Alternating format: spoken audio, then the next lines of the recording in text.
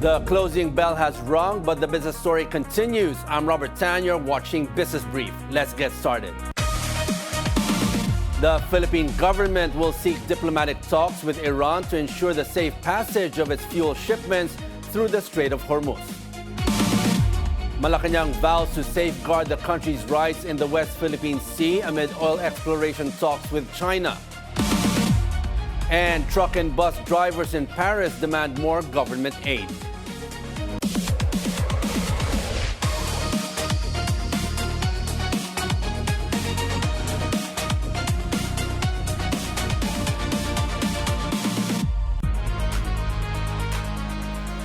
As the government diversifies fuel sources to secure supply, it is also moving to ensure safe passage of oil shipments through the Strait of Hormuz.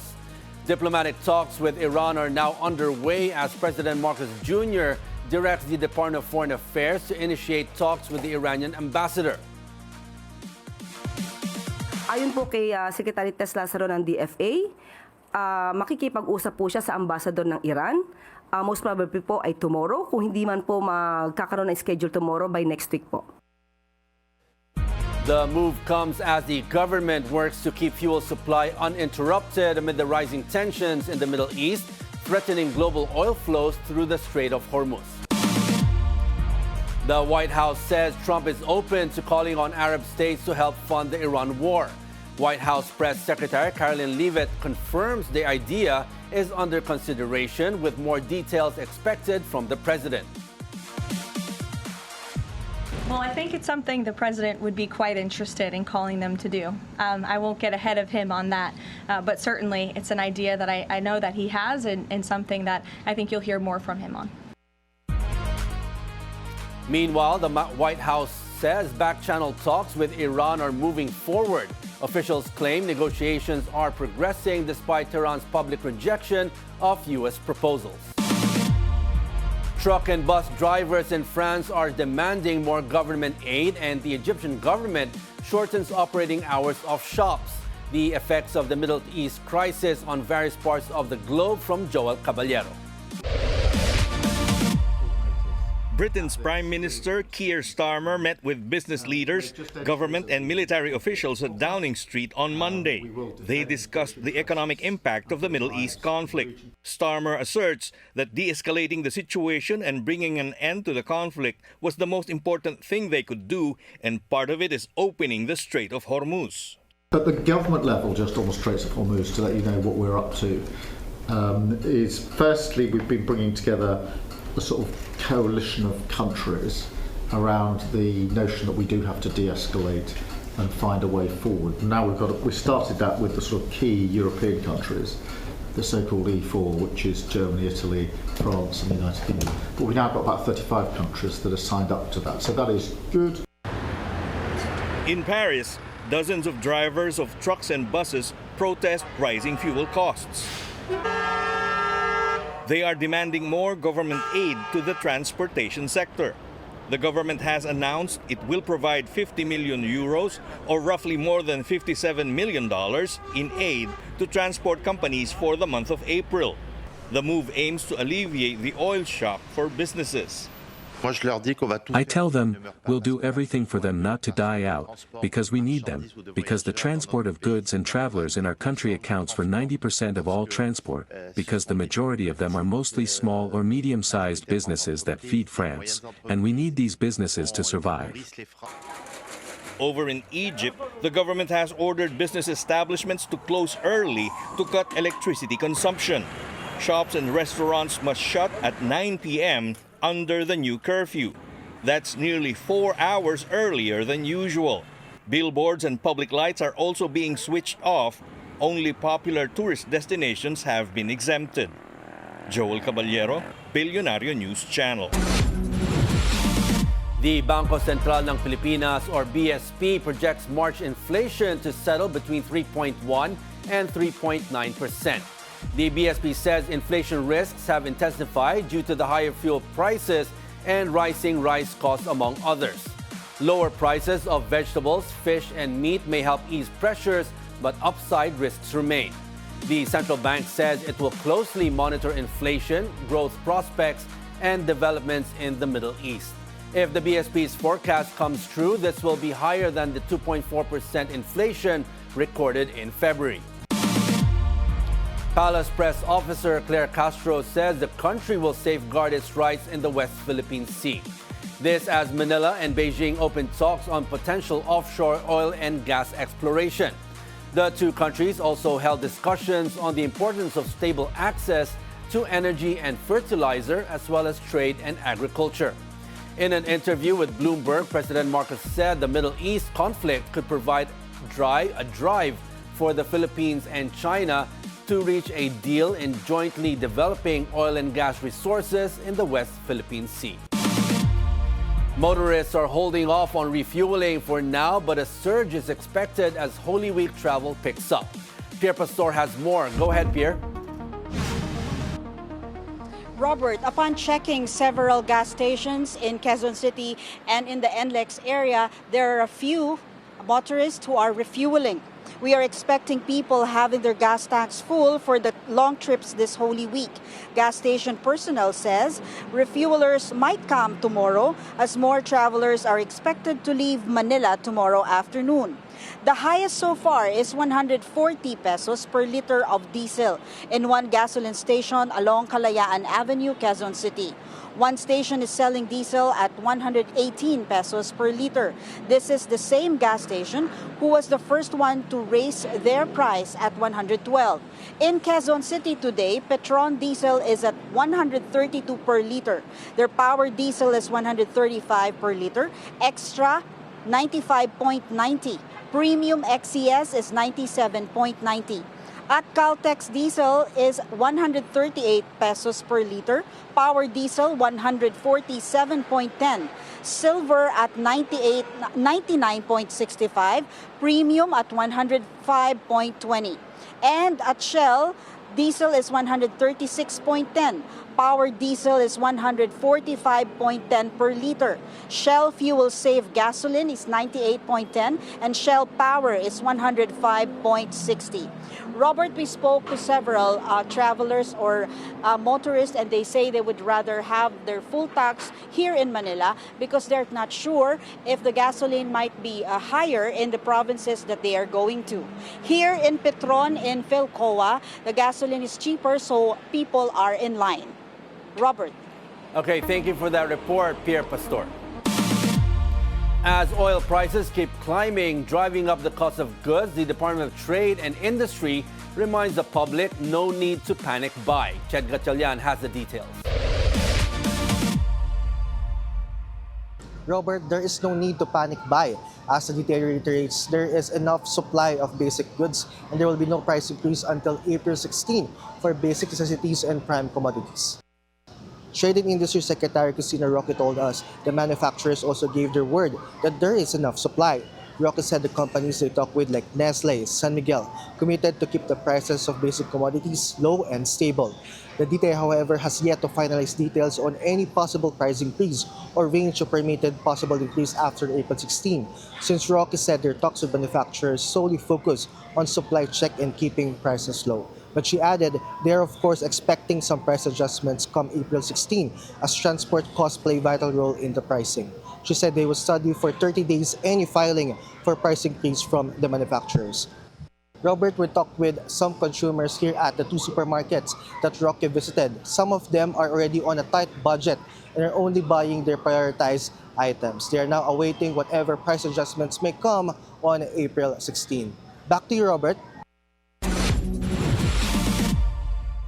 The Philippines' total fertility rate hits a record low of 1.7 children for women in 2023 to 2025. According to the Philippine Statistics Authority, this is down from 1.9 in 2022. The Department of Tourism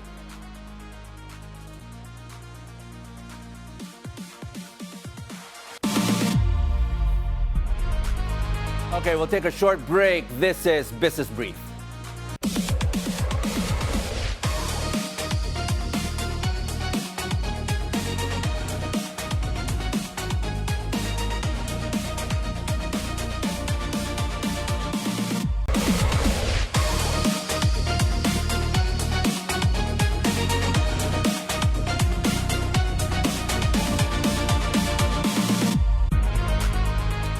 Let's get an update at the NAIA. Hannah T joins us live. Hi, Hannah. What's the latest?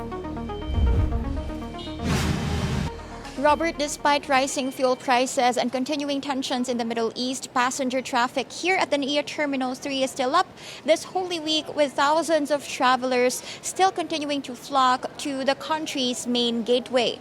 The Manila International Airport Authority says the Holy Week rush has been in full swing over the past 2 weeks, with both arrivals and departures continuing to build up. Based on latest data from NAIA's private operator, the new NAIA Infrastructure Corporation, on Holy Monday, March 30, the airport logged about 142,000 passengers, up 1.2% from the 140,400 recorded during the same period in 2025. NNIC earlier said daily passenger volume is expected to stay above 143,000 throughout the Holy Week travel window. NNIC is projecting a total of 1.35 million passengers from March 28 to April 5, slightly higher than the 1.33 million recorded last year. So far, Robert, authorities say the Middle East crisis has not yet caused a major drop in travel demand, likely because most passengers already booked their flights in advance. But airport officials are still watching for possible disruptions, especially if the regional conflict worsens and begins to affect the prices of airline tickets. Back to you, Robert. Okay, thank you, Hannah T, reporting live from the NAIA. Meanwhile, oil is up again. Prices are rising across the board, and with the national energy emergency now declared, ordinary Filipinos are feeling the squeeze harder than ever. Today, we break down why every global shock from the Middle East to the currency markets hits the average Pinoy faster, deeper, and longer than anyone else in the region. And joining us this afternoon is consumer advocate RJ Javellana, president of the United Filipino Consumers and Commuters, known for bringing the real stories from the streets, the terminals, and the market straight into the national conversation. Good afternoon, RJ. Welcome to the show. Good afternoon, Robert. Thank you very much for your invitation. Thanks for joining us today. Now, RJ, oil prices jumped again this week. What are you hearing directly from the commuters, the drivers, about how these hikes are hitting their daily budget?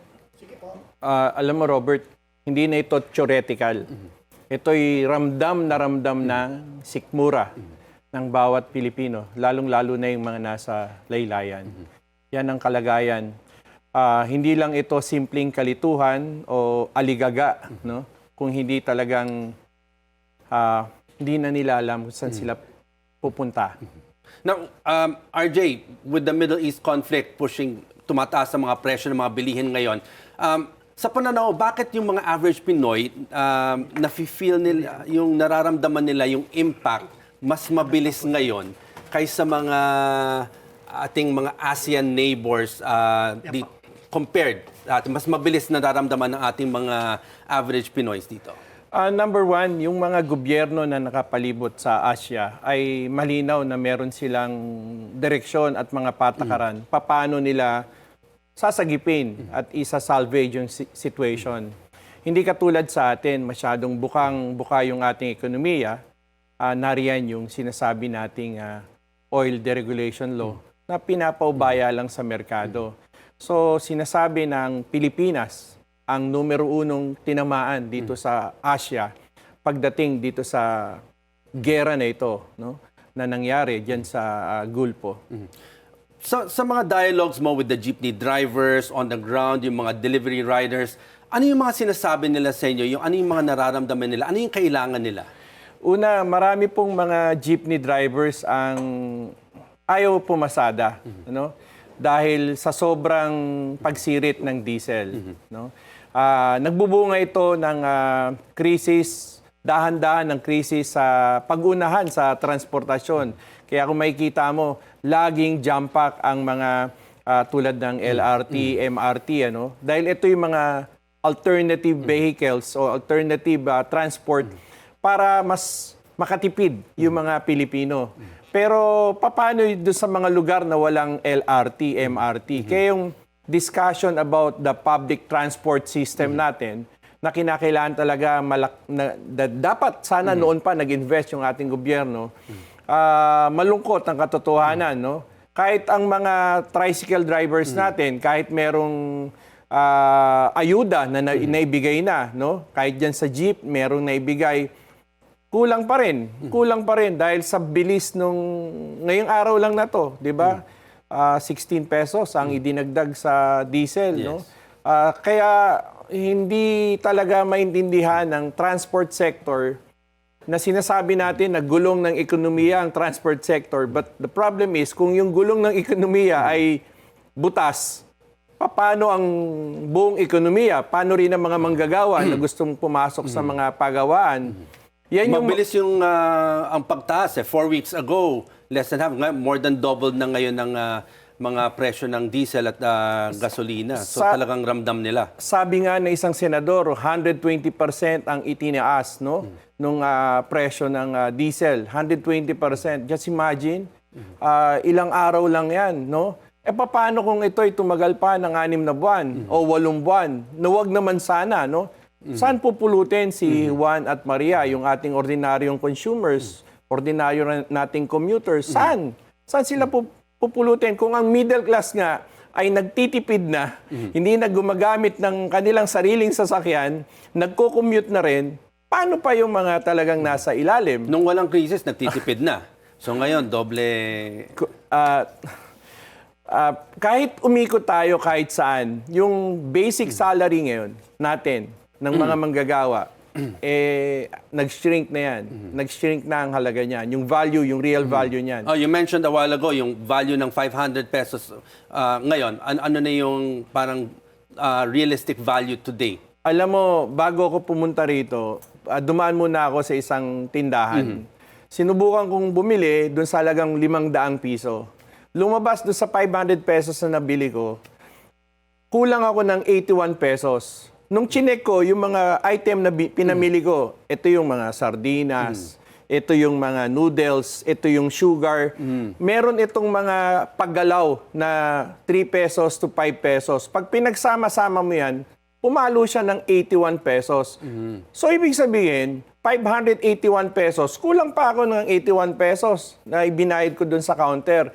So, kung ima-minus mo yan sa 500 pesos mo, yan yung ibinaba nung value ng iyong 500 pesos. Doon lang yan sa simpleng tindahan. Around 20% yan. Yeah, doon lang yan sa simpleng tindahan. Paano na yung mga iba pang gastos? Kuryente. Wala pa. Wala parating yan. Ay, isang grocery na mga binili mo, puro delata lang, wala pang mga karne, wala pang gulay. Walang bigas doon. Wala pa, walang bigas. O may konting sabon, no? Mga ganyan. Pero yun yung mga karamihan delata, no? May mga ordinaryong pagkain na binibili ng masang Pilipino. Kung yun ang itinaas niya, mahigit sa sinasabi nating 20%, kahit pa pinipigil ng Department of Trade and Industry o ng ating gobyerno, sinasabi nga ng manufacturing sector, hindi pa kami magtataas.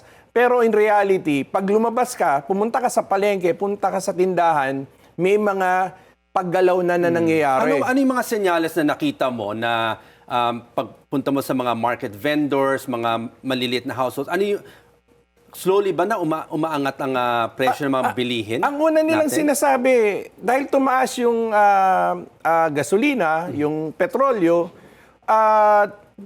tumaas yung mga delivery cost.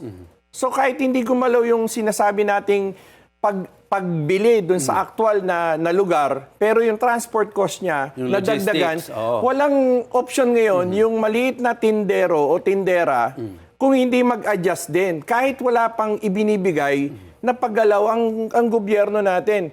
Kaya medyo delay ng konti ang reaksyon ng ating gobyerno. Nauuna yung pamilihan, yung merkado, dun sa bilis ng pagtaas na hindi maintindihan ng consumers at commuters paano siya hahabol. Dahil nga, linggo-linggo yung nangyaring pagtaas. Talagang terrible, no? Mas matindi pa siguro ito sa aktual na bombang sumasabog sa gera kesa doon sa hindi mo nga nakikita yung mga bomba na ito pero sa bulsa mo, wasak na wasak ang bulsa ng ordinaryong Pilipino. RJ, based sa inyong observation, yung sa paggalaw ng merkado ng langis, sa tingin nyo ba sinusundan ng mga kumpanya ang world prices o nakikita mo na may mga opportunistic dito o mga hindi sumusunod sa mga patakaran o sa mga request ng ating gobyerno at ating mga kababayan? Alam mo, Robert, nasa ilalim tayo lang oil deregulation law. So, ibig sabihin, pinauubaya sa merkado. Ang tanging papel lang ng DOE is monitoring at magmungkahi. Pero nasa kamay pa rin ng mga namumuhunan, no? Yung anong pwede niyang idiktang presyo. So, walang kalaban-laban. Kahit hindi pa nangyayari ang gerang ito, wala nang kalaban-laban si Juan at si Maria, no? Lalo pang inabot ito ngayon. Kaya nakapagtataka, nung pumutok itong gera na ito, bakit kinabukasan agad sumirit pataas? Samantalang meron silang 45 days to 60 days na stock inventory. Mga inventory na nabili na dati. Supposed to be after 45 days or 60 days. If you will count February 28, ngayon po ay March 31, i-minus mo yung mga petsa na yan, wala pang 40 dias yan. So ang tanong, bakit nagtaas na siya ng 120% sa diesel pa lang? So, ngayon, Sa inyo ba sapat yung mga paliwanag hinggil dito? Bakit nagtaas nga yung mga presyo ng gasolina na mabilis? alam mo, siyempre ang gobyerno may sarili silang narrative, no? Siguro tinitingnan nila yung wag sana magpanik ang publiko, no? Wag sana magkaroon ng mga tinatawag na mga bank run, yung mga ganyang kalagayan, no? Alam mo, yung gobyerno mabagal ang kanyang reaksyon, no? Mas nakakiling siya, sabi nga namin sa Department of Energy, regulatory. But on one side na naman, RJ, mahalaga rin na hindi magkaroon ng panic rin. Na at least pag magkaroon ng mga panic buying, Totoo yun. mas mabigat din yan na para sa ating ekonomiya. Kailangan natin na May balanse. kumalma tayong lahat. Oo. Pero paano mo pakakalmahin ang gutom na sikmura? Yun. Alam mo kagabi, nung ako'y mga around 9 p.m., meron akong dinaanan. Nakita ko isang bata. May karga siyang bigas. 2 kilong bigas siguro. Natapon sa kalsada. Alam mo yung ginawa ng bata? Kinukuha niya, no? So tumigil ako, tinanong ko yung bata, "Iho, delikado, nasa gitna ka ng kalsada." Sabi niya, "Sir, kailangan ng bigas, iuwi ko eh." Sabi ganun. Isipin mo yun, no? Sa ganong sitwasyon, kung gaano kagipit yung sambayan ng Pilipino, ang dumi na ng bigas, pinulot pa sa kalsada, para lang may maiuwi. So, wag sanang mangyari sa atin ang nangyari sa batang ito. Kaya nakakaiyak yung sitwasyon na yun kagabi na na-witness ko. So syempre, tayo naman, kung ano yung ilang kilo yun, dinonate na lang natin sa bata. Bumili ka ng bago. No? Para yung bata, hindi rin siya pagalitan ng magulang. So yan ay isang halimbawa na ang ating gobyerno dapat proactive siya. Medyo bilisan niya. No? Hindi reactive. Ayun. Kapos nga lagi, kapos eh, no? Halimbawa, yung in denial pa nga yung spokesperson ng Malacanang nung una, wala raw crisis, wala. Tapos after a few days, biglang iba na ang statement, no? Tapos meron pang sinasabi Yung na mga subsidies na binibigay ng gobyerno, sa tingin niyo ba sapat o kailangan pa? Or sinasabi nila hindi naman pwede puro subsidy ang binibigay. Dapat syempre pangkabuhayan para hindi naman puro bigay lang. Una, selective ito. No? Hindi lahat. No? Particular na sektor lang. Mas marami yung hindi nakakatanggap. Paano yung hindi nakakatanggap? So, parang nababanggit dito yung mga middle income earners, mga hindi lang middle income earners kasi yung poorest of the poor natin ngayon nakakatanggap. Well, sabi ko nga very selective pa ngayon eh. No? Halimbawa, grupo ng transportasyon, no? Pero ang commuters natin, ano ba natatanggap? Ang natatanggap ng commuters ay pag nagbayad ka sa jeep o nagbayad ka sa kung saan, wala nang sukli yung 20 pesos mo. Wala na. Yung 17, 18 mo, wala nang 2 pesos na ibabalik sa'yo. Normal na yan? Yan ang nangyayari ngayon. Ngayon. No? So, mahiya ka naman doon sa jeepney driver. May pag-away ka pa ba sa 2 piso? Pero ilang daang 2 piso yung, dalawang piso yung sumasakay na tao. So, Malaking bagay din yan. malaking bagay din yun. Pero malaking bagay din yan sa mga, siyempre, mga commuters natin na gipit din. pag nahulog nga yung 5 piso sa bulsa mo ngayon, nag-aagawan. Dati, yung 5 piso, parang okay na yan. Pero ngayon, talagang ang tao yuyuko para hanapin yung 5 piso. Ganon. Well, at first glance, naisip mo, nakakatawa, pero nakakalungkot. Nakakalungkot talaga yung pag nakikita natin na In fact, ganyan ang sitwasyon on the ground, yung sentimento ng mga nakakausap mo. In fact, yung eskalasyon ng damdamin ng tao na yan, kapag nagtuloy-tuloy, no, ang pagtaas ng presyo na ito, talagang kinakailangan kumapit tayo, no? Pero RJ, as a consumer advocate, yung mga napapakinggan mong mga reklamo ng ating mga consumers, ano yung mga pinakamalaking pain point nila right now as working Filipinos sa nararamdaman nila as we go through this crisis that we're in habang nag-aantay tayo na magkaroon ng easing out dyan sa Middle East para medyo gumanda naman ng ekonomiya ng lahat, hindi lang Pilipinas. Alam mo, Sir Robert, bago ang krisis na to, matagal nang mahigpit ang sinturon ng ating mga kababayan. Mas mahigpit na ngayon. Matindi ngayon. Itong hambalos na ito, itong bagyo na ito, hindi lang ito basta ondoy, hindi lang ito basta lindol. Kahit mismo ang gobyerno ay aligaga, no? Doon sa mga iniisip nilang mga solusyon. Pero again, dapat may address na ito agad. Wag nang ngayong April 16, katulad ng effectivity nitong national emergency na ginawa, no, na executive order, April 16 pa, magti-take effect.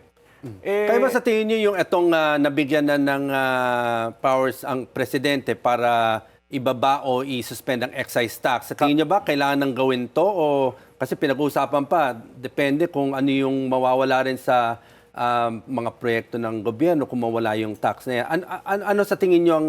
Sa akin, simple lang. Dapat nung pinirmahan niya ang kinabukasan, nag-take effect na ang excise tax na itong implementasyon na ito. Huwag nang hintayin ang mga cabinet secretary, no? Yung 2 weeks o 1 week o sabihin natin 3 weeks bago ipatupad. Pero may provision yan eh. So may sinusundan tayong batas. Tama, pero nasa extraordinary situation tayo. Pwede pa nga na itaas. Kasi may emergency powers. Pwede pang itaas. Sabihin mo na nakalagay sa saligang batas, National Economy and Patrimony, Section 17 and 18, sinasabi doon, sa panahon ng pambansang kagipitan, in times of national emergency, maaari, kahit pansamantala, kahit temporary, pwedeng kunin ng gobyerno para sa kapakanan at interes ng lahat, no? Pwede niyang gawin 'yon. Kaya ang sinasabi nating National Energy Emergency, kapos.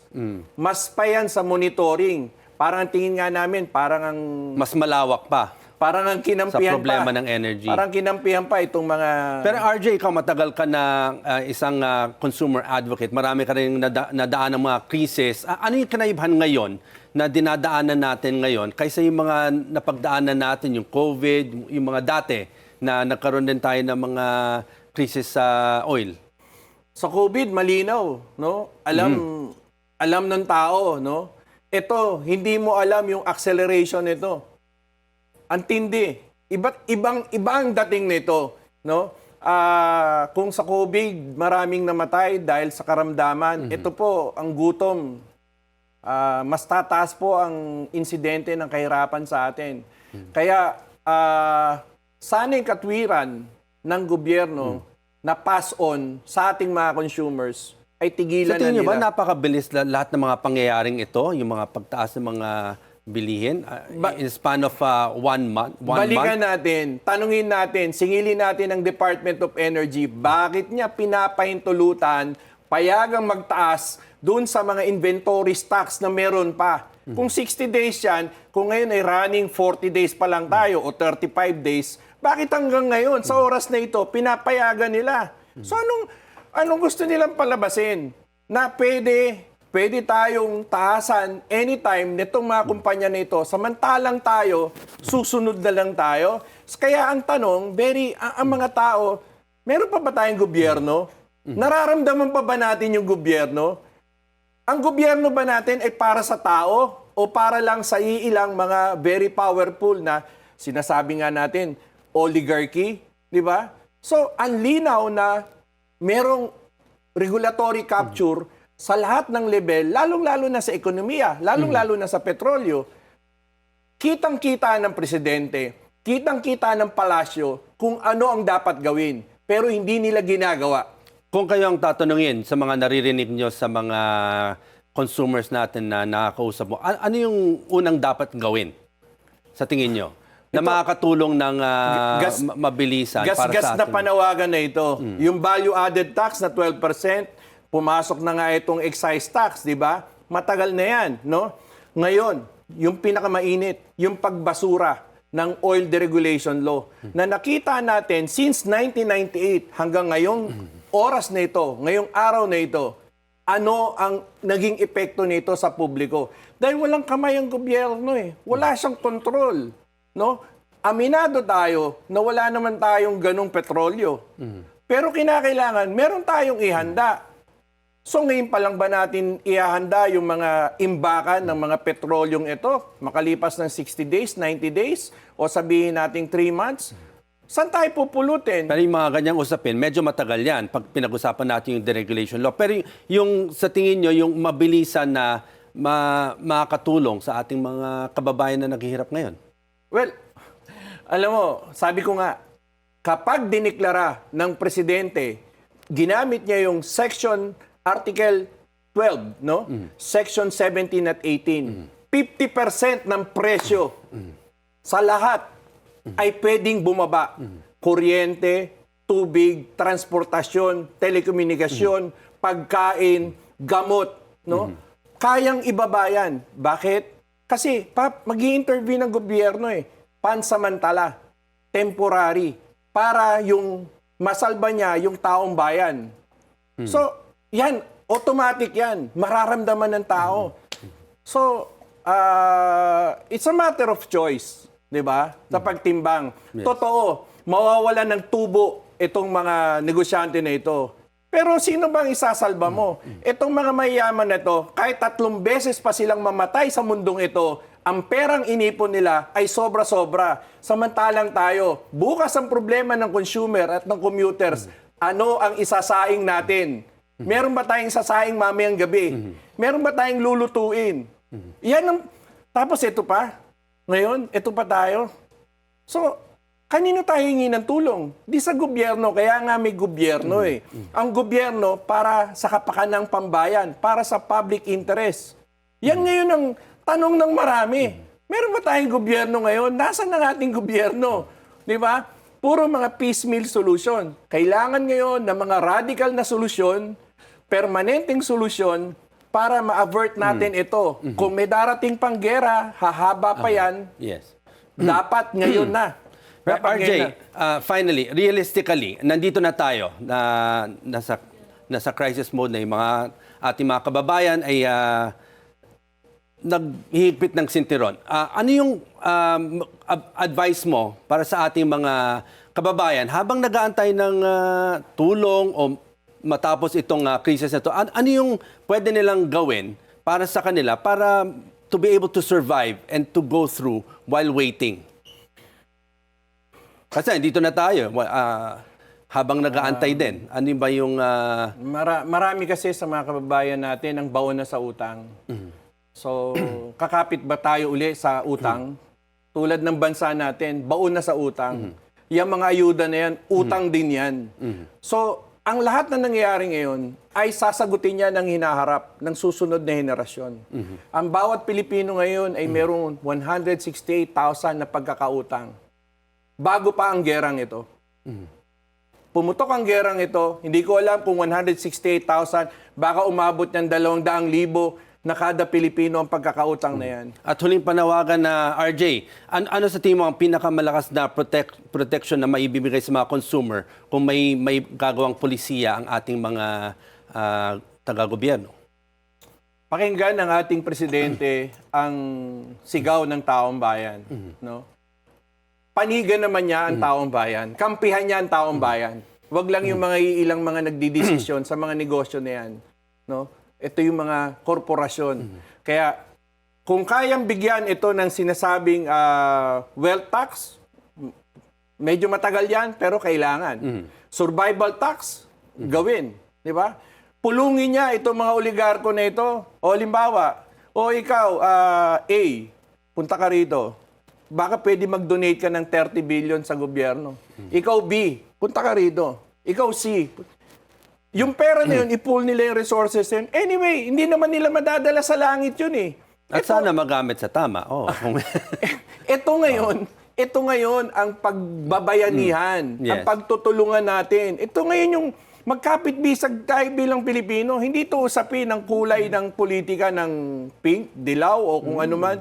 Pilipino tayo eh. Ganun, kapag nakikita tayo sa global stage, yung nakikita sa atin, yung bayanihan, resilience natin. So, hopefully, makarating din tayo sa ganyan. Ang problema nga lang, babalikan natin uli pag kumalang ang bituka, ang tiyan. Okay. Umiyak ang baby, wala kang maibigay na gatas. Anong gagawin ng tatay at nanay? Well, on that note, RJ, maraming salamat sa inyong mga insights and hopefully we all get through this, yung ating mga kababayan at yun, maganda yung mga advice mo na syempre kailangan din natin talagang humigpit ang ating mga sinturon pero kailangan din natin tulungan ang ating sarili at hindi mag-antay sa gagawin kung ano man ng ating gobyerno. Yes. Okay, maraming salamat RJ. Thank you for your time. Mabuhay ka. Okay, we'll take a short break. This is Business Brief.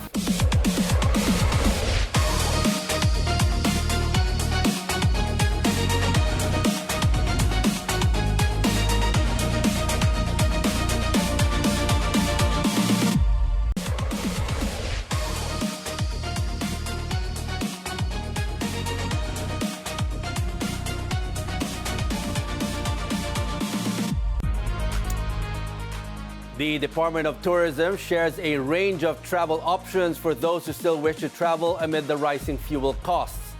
The DOT said the public may explore value-driven options, including walking or biking tours, farm visits, community-based tourism, and nature escape. Meanwhile, those planning to travel are told to consider accredited enterprises and service providers for quality and safety.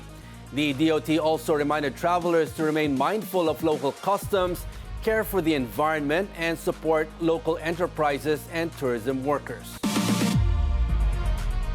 The newly opened segment of the Central Luzon Link Expressway is expected to help reduce travel time and lower price transport costs.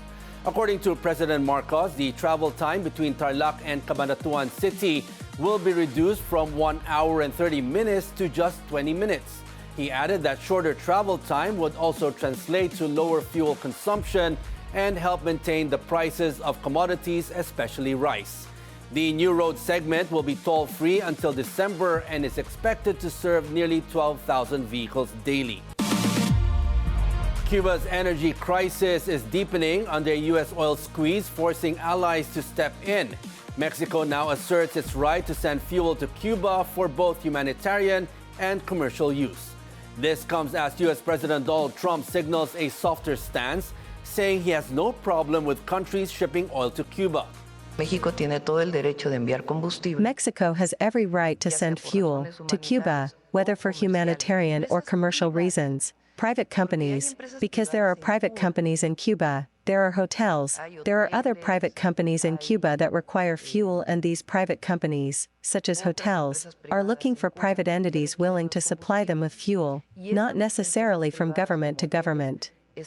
There are private entities that have approached us, for example, to buy fuel from Pemex and take it to private businesses in Cuba. But the White House clarifies there is no formal change in U.S. sanctions policy.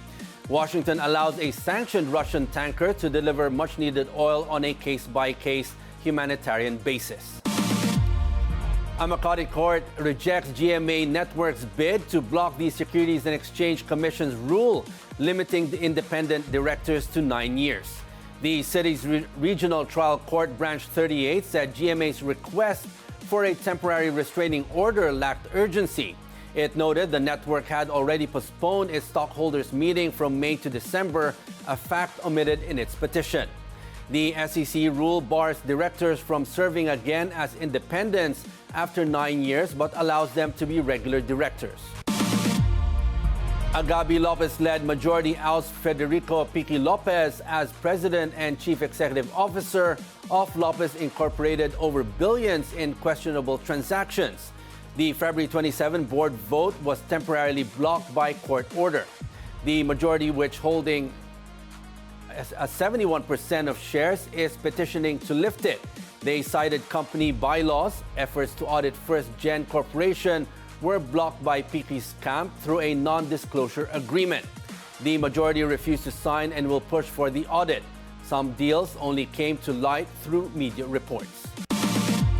The Metro Pacific Group of Billionario Manny Pangilinan is strengthening its hold on Axilum Resources Corporation.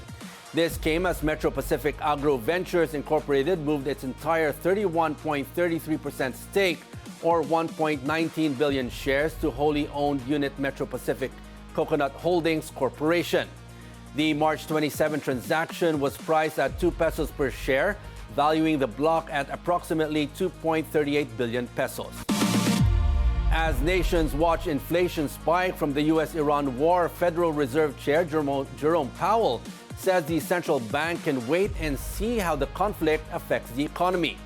With U.S. gas prices averaging $4 a gallon since the war began, Powell notes that policymakers typically look through temporary shocks.